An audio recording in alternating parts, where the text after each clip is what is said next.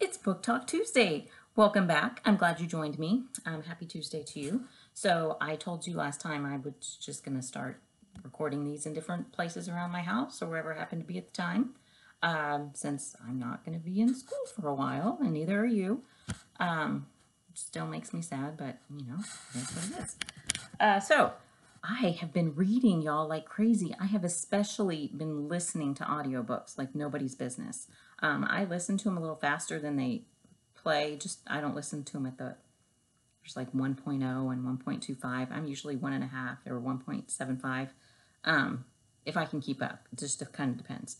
But I have, like, in the middle of projects that we've been doing, I've had lots of painting projects.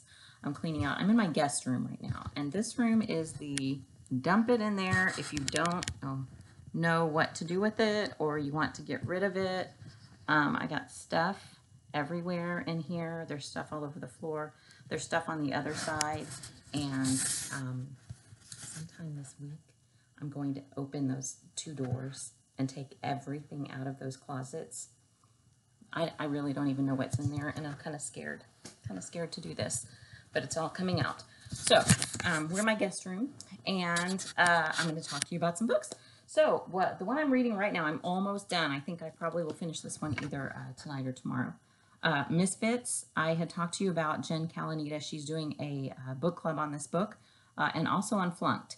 So you can find her online. I think her book club starts on, I want to say April 8th, but I could be wrong. But I noticed when I saw the book club date starting, I thought, oh, well, I'm almost done with the book. I should have waited to start it later, but that's okay. So this one is in the Royal Academy Rebel series, and so Devon, Devon is the main character, Devon Nile. She has been accepted into the Royal Academy, and it's this big giant honor, and her mom is beside herself and so excited about it. Devon doesn't care. She doesn't really want to be a princess. She doesn't want to do princessy things. She is able to talk to animals, and she wants to care for them, and that's what she wants to do, is take care of animals. But that is not a princess thing to do. So the fairy godmother at this school clearly has something going on. There's something sinister happening here, because Devon keeps getting in trouble for saving people's lives and then being told, you're not supposed to do that, only princes are allowed to do that. And she's pretty much done. She's about to lose her mind with all this craziness, because they're about to kick her out, and she's just trying to do what's right for other people. I tend to agree with her. I mean, if people need help, then you should help them. You shouldn't wait to see if somebody else is going to come, right?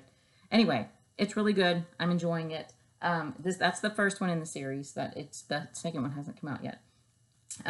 This one I'm showing on my iPad because I don't know where I put the book. It's here somewhere. The Next Great Polly Fink. I read this one but before Misfits.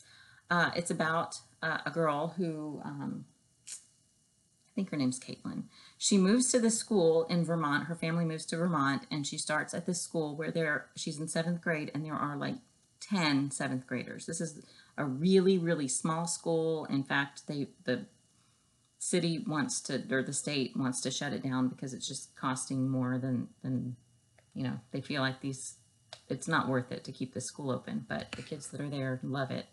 It's a little non-conventional, not like normal schools, but really cool. So when she gets there, she keeps hearing about this Polly Fink fellow, and how great he was, and all the pranks he pulled, and how funny he was, and how much everybody loved him. And he was there the year before. Like, all these kids have pretty much been at school together since kindergarten, most of them. And then so Polly this year just didn't come back to school. Nobody's heard from him. Nobody knows what happened. No one can find any information about him online.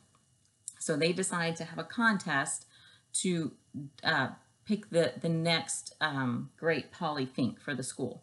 And they want Caitlin to be the judge because she didn't really know him, and so she's pretty non-partial. So she's not going to, she doesn't really have much to go on. She's interviewing everybody to find out about this Polly Fink. She thinks this is ridiculous, but she's going along with it. But it's a really great book about how myths get started and how they are torn down and about honesty and about doing the right thing because it's the right thing to do. It's good. It's realistic fiction. Okay, the other one that I listened to recently is The Incorrigible Children of Ashton Place. This first one is called The Mysterious Howling. Can you see that? The Mysterious Howling. That's the first one. So I listened to that one. It was great.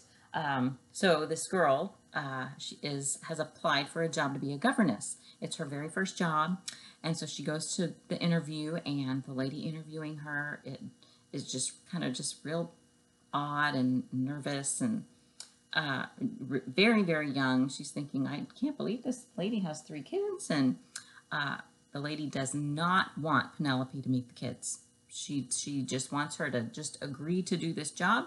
She's like, and you know you cannot quit. Once you take this job, you can't quit. And we have very high expectations. And Miss Penelope's like, of course, yes, of course. And they're going to pay her a lot of money, so she's excited about that. So after she accepts the job, then she finds out that these kids are living in a barn. They were found in the woods. They are taken food during the day so that they have something to eat. Nobody has given them clothes or blankets or anything like that. They sleep in the hay, and they act like animals. So she has to raise these children. Anyway, it's fun. I think there are 5 books in that series, and I don't know why it's taken me so long to read it. I guess because there are just too many books to read. But I highly recommend that. Also realistic fiction. The Books of Elsewhere. I finally read the first one in this series. This is The Shadows. Sorry, it's kind of got a weird glare to it. By Jacqueline Woods. I think there are 5 in this series.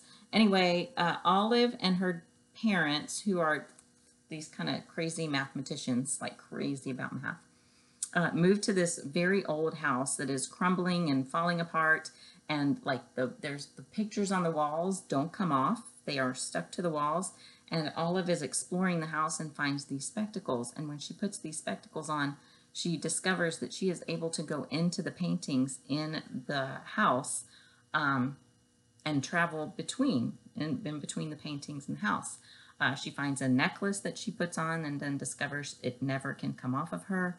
But in the paintings, she also discovers a whole world that has lots of evil happening. And there are people there that want to make sure she does not get back through the picture frame again, ever. And they're going to try and escape through the picture frame. So she's got a lot weighing on her shoulders, and she's trying to keep it from her parents because her parents won't believe her, right? Because that sounds kind of crazy.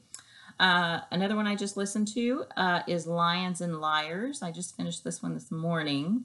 It's by Kate Beasley, and it's about this kid who he has friends, but he doesn't appreciate the friends he has.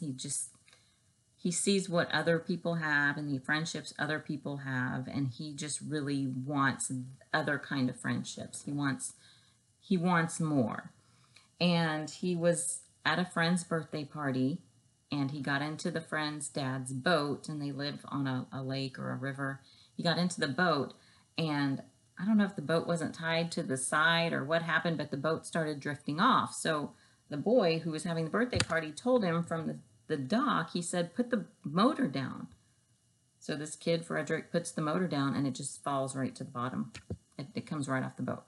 So then the kid goes, well, throw down the anchor. So Frederick throws the anchor over, but the anchor wasn't tied to the boat. So then he just keeps floating down the river, and these 2 boys on the side are saying, just jump out and swim.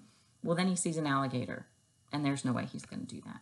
So he ends up falling asleep in the boat, and when he wakes up, he's at a camp, and he walks up and smells pancakes and starts eating them, and then they think he's somebody else, and so he kind of plays along with it so that he can eat. And it turns out he's at a camp for kids who are like in trouble all the time, and this is to help them get in line and start making good choices. And so he's going all along with this and saying he's somebody else this whole time, until the actual boy he is saying he is shows up around at the same time that they discover a Category 5 hurricane is headed right towards them, and they need to evacuate. But something happens and Frederick doesn't evacuate with everybody and is stuck back at the camp during a Hurricane 5, a Category 5 hurricane. I really enjoyed it. I really enjoyed it. It's a very good example of just, just tell the truth from the very beginning. Just tell the truth. Otherwise, it's really hard to fix it. So those are the books that I've read recently. I'm almost finished with another one I started listening to today. I think. Man, I'm about halfway through it. I'm almost done with Misfits. Next week I'll have a bunch more books to talk to you about. I hope you guys are reading a lot of books. Please comment and let me know what you're reading. I've gotten a couple emails from kids talking to me about the books they're reading, and I love it. I want to hear from you guys. I miss y'all. I just wish we were back in school because I'm sad that I don't get to see you and talk to you all the time about books. Anyway, I hope y'all will have a great day and go read lots of books.